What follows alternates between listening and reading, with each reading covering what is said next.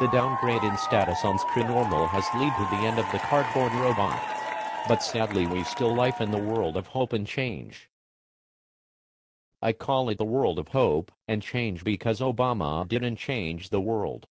He was called into existence by it, the stage was set, and thus he came. So today, I'm not going to talk about President Obama. I'm not even going to talk about congressional Democrats. Today's episode is entirely driven by the Republican Party. Several prominent Republicans met in a National Council for a New America in part of the continual effort of Republicans to try to reform the party. In this new authoritarian phase of American government, this title sounds fitting. Even Republicans like Jeb Bush and Eric Cantor were there in this exercise.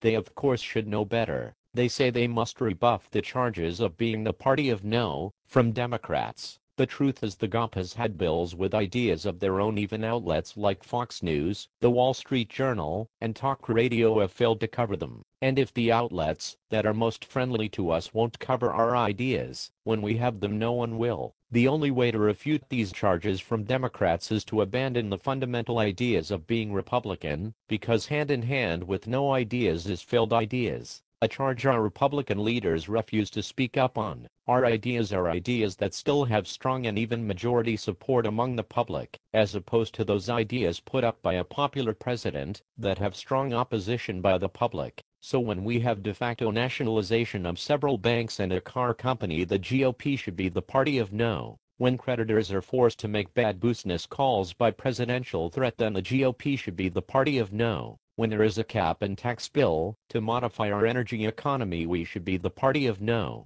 And on a host of other ideas supported by President Obama that are opposed by the majority of Americans, the GOP has an obligation to be the party of no. We need a strong leadership of energy and ideas to oppose Obama and to show the American people why they should as well. To fight these ideas, we must earn back the trust of the American people. Talk over the mess in Washington, talk over the New York to Washington media complex, and talk directly to the American people. Obama and the Democrats are the party of bad ideas, and we should make that argument abundantly clear. When the people see why and how he and the Democrats are the party of bad ideas, that will be ruinous for the country. Then will be the time for the GOP to present its own ideas, because then the people will listen. The President, Pelosi, and Reid are shaping the agenda without a Republican hand while pretending to be bipartisan, so they own it. I know this works because the conservatism, which should be the principled foundation of the GOP, is still going strong.